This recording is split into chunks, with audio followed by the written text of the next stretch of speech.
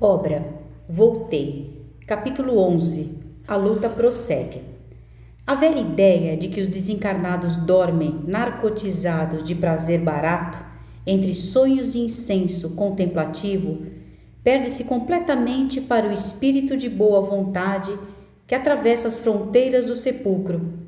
Se há na terra juízes e administradores na terra que alvejam os cabelos e se cobrem de rugas na atividade difícil em favor do bem e da paz dos semelhantes, se há homens e mulheres que já experimentam no mundo a coragem serena de abandonar as flores do sangue, colocando-se ao encontro da humanidade através dos espinhos do sacrifício e da renúncia, como aceitar um céu onde os escolhidos sorriem e gozam ante o infortúnio alheio?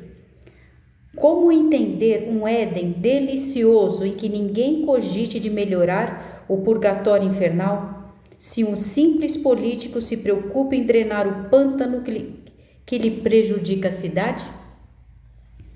Organização educativa. O que eu via no Parque Ditoso não era somente a expressão encantadora e pacífica da natureza. O interesse nos serviços do progresso geral mostrava-se inequívoco em todos os rostos. A instituição a que minha filha presta concurso ativo impressionou-me pela grandeza. Trata-se de uma universidade que ultrapassa em programa e organização qualquer dos institutos europeus ou americanos destinados à formação e ao burilamento do caráter infanto-juvenil. Os edifícios centrais congregam-se inteligentemente sob velhas árvores rodeadas de fontes translúcidas. As crianças não encontrariam paraíso mais doce. Alguns irmãos e numerosas irmãs as orientam e educam com singular devotamento, preparando-as para a reencarnação na crosta planetária. Penetrei o instituto em companhia de Marta e do amigo Andrade, quando centenas de meninos brincavam felizes em bando nos extensos jardins. Grande parte correu ao nosso encontro. Abraçaram minha filha efusivamente e alguns me beijaram as mãos, chamando-me vovô.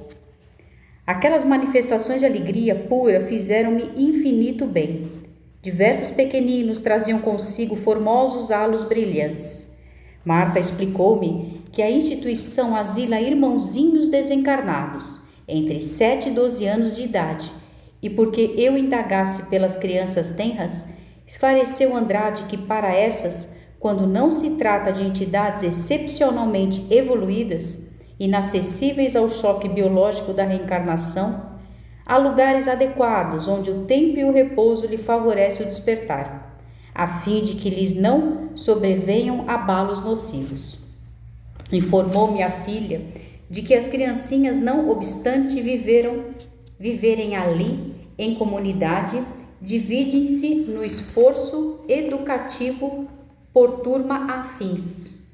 Caracterizam-se os grupos por variados graus de elevação espiritual e as classes se subdividem pelas aptidões e tendências, examinados os precedentes de cada uma.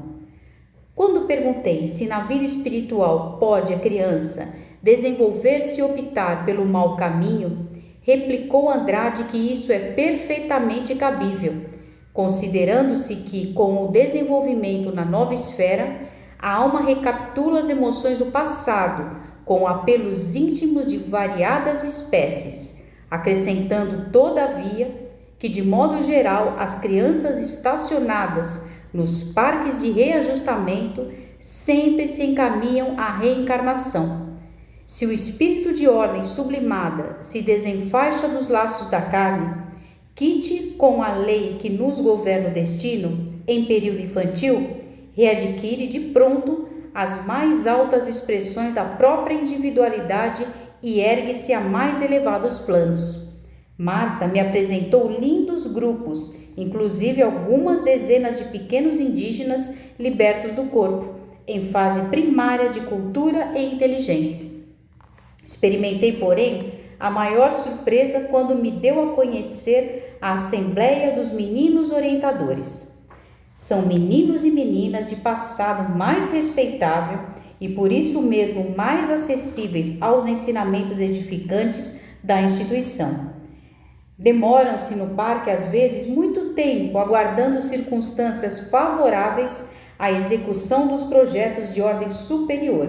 Enquanto permanecem aí, desempenham valiosas missões junto a crianças e adultos, entre as duas esferas, além das tarefas usuais de que se incumbem na própria organização em que se mantêm estacionados. Constituem, assim, vasta coletividade de escoteiros do heroísmo espiritual, junto dos quais encontramos inapreciável estímulo e santo exemplo. Ambiente novo. Edificado com o que observara, seguimos na direção do casário central da cidade que me hospedava. Inútil tentar a descrição do carinho e da dedicação dos habitantes para com a paisagem. Flores e arvoredo, evidentemente conduzidos para o trabalho de espiritualização, surgiam lindos e enternecedores a cada passo. Em certos jardins, as flores luminosas chegavam a formar frases inteiras de glorificação à divindade. Os domicílios não se torturavam uns aos outros como nas grandes cidades terrestres. Ofereciam espaços regulares entre si, como a indicar que naquele abençoado reduto de fraternidade e auxílio cristão há lugar para todos. Não vi estabelecimentos comerciais, mas, em compensação, identifiquei grande número de instituições consagradas ao bem coletivo. Recordando a leitura das narrativas de André Luiz e Vale Owen, perguntei ao irmão Andrade quanto às características do novo ambiente, informando-me então que nos achávamos numa colônia espiritual de emergência, situada em planos menos elevados.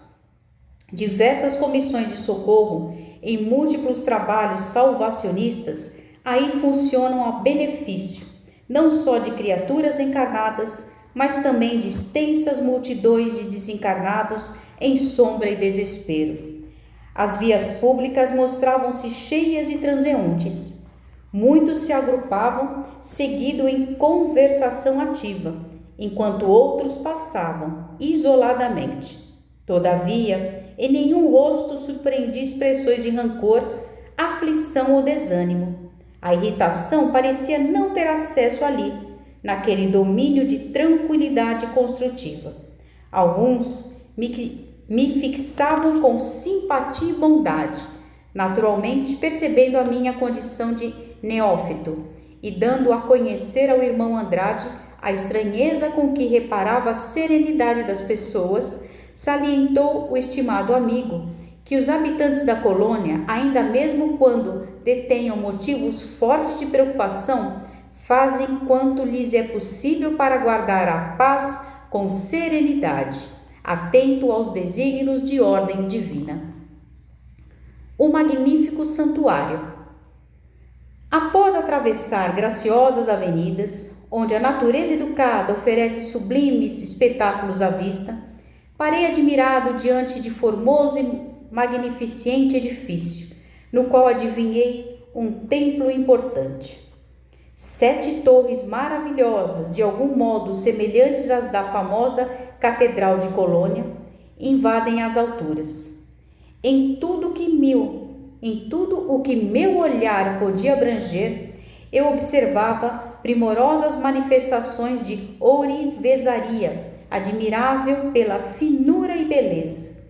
Elucidou Marta que nos achávamos perante o grande santuário da cidade, onde se processam os mais destacados serviços espirituais da vida coletiva. Até ali, somente chegam, vindas da esfera carnal, pessoas libertas do estreito dogmatismo religioso, discípulos de qualquer doutrina, aferrolhados na cadeia do fanatismo cruel, são obrigados a períodos mais ou menos longos de reparação da vida mental, em círculos mais baixos. Naquele templo, portanto, explicou a filha, comungam no amor e na veneração a Deus todos os espíritos liberais, com moradia nesse domicílio espiritual, ou de passagem por ele, ainda mesmo ligados às escolas de crença que os identificavam na crosta do planeta. Aqui confraternizam em torno do Evangelho de Nosso Senhor Jesus Cristo, não encontrando motivos para disenções e descontentamentos. A serviço diário na casa divina, que me retinha estático e deslumbrado. Alvas portas coroadas de luz ligavam na cidade em todas as direções, e através delas entravam e saíam longas fileiras de criaturas bem-aventuradas, de semblante plácido. Ponderou Andrade que ali eram recebidas ordens e inspirações, programas de serviço e bênçãos de estímulo da vida mais alta. Grandes servos do Altíssimo ali se materializam, procedentes de esferas sublimadas e distantes, distribuindo amor e sabedoria. E justamente das torres soberanas e veneráveis é que parte cada noite o facho de luz, guiando viajores no mar das trevas, do qual havia tomado conhecimento na travessia da extensa ponte sobre os despenhadeiros. Quando intentei penetrar o santuário por um dos ângulos próximos, ambos os companheiros de excursão me sustentaram o gesto. Não convinha, disseram. Eu era ainda um simples recém-chegado, com características indiscutíveis do corpo terrestre, mas feliz e confortado. Registrei-lhe a informação de que, na noite do 30º dia, sobre a data de minha libertação, seria recebido por muitos amigos no templo consagrado ao serviço divino. Até lá, cabia-me a necessária preparação através das fontes do pensamento. Fenômenos da sintonia espiritual. O dia correu, célebre, multiplicando surpresas confortadoras. Ao redor de meus passos e à noite, fim do culto doméstico das palavras divinas, Marta me convidou ao recolhimento, afirmando que a cidade permanecia cheia de atrativos e estudos para a noite. Contudo, aconselhava-me o repouso, de modo a evitar excessos de impressões nas primeiras horas de meu contato com a paisagem. Surpreendendo-me, o amigo Andrade declarou que se demoraria junto de mim naquela noite. Salientou que minhas forças jaziam quase refeitas, que começava a viver a experiência normal na esfera nova, e por isso provavelmente eu necessitaria de instruções fraternas. Não obstante intrigado, aceitei satisfeito o oferecimento gentil. Passamos a extensa câmara destinada ao descanso, mas bastou que me entregasse a quietação para que certo fenômeno auditivo e visual me perturbasse as fibras mais íntimas. Vi perfeitamente, qual se estivessem dentro de mim, as filhas queridas, então na terra, e alguns poucos amigos que deixara no mundo, dirigindo-me palavras de saudade e carinho. Pai querido, diga-me se você ainda vive. Desfaça minhas dúvidas, ensine-me o caminho, venha até mim. Era a voz de uma delas a interpelar-me. O amoroso chamamento ameaçava meu equilíbrio. Minha razão periclitou por segundos. Onde me encontrava? Contemplava-a ao meu lado. Queria beijar-lhe as mãos, expressando-lhe recolhimento pela imensa ternura, mas debalde a buscava. Ainda me não desembaraçara do inolvidável momento de estranheza, quando um médio de minhas relações apareceu igualmente no quadro. Meu amigo, fale-nos, conforte-nos, rogou comovidamente. Meu coração pulsou apressado. Como atender aos apelos? Ia gritar suplicando socorro. Todavia, o irmão Andrade, mais prestativo e prudente que eu poderia supor, abeirou-se de mim e cientificou-me de que aquele era o fenômeno da sintonia espiritual, comum a todos os recém-desencarnados que deixam laços do coração na retaguarda. Esclareceu que, através de semelhante processo, era mesmo possível comunicar-se com o círculo físico, quando o intermediário terreno possa conservar a mente na onda de ligação mental durante o tempo indispensável. Informou que a entidade desencarnada é suscetível de manter intenso intercâmbio pelos recursos do pensamento e que, por intermédio dessa comunhão íntima, encarcera-se o criminoso nas sombras das próprias obras, tanto quanto o apóstolo do bem vive com os resultados felizes de sua sementeira sublime de renúncia e salvação. Insuflou-me forças vigorosas, utilizando passes de longo curso e, recomendando-me calma, asseverou que aos poucos saberia controlar o fenômeno das solicitações terrestres, canalizando-lhes as possibilidades para o trabalho de elevação.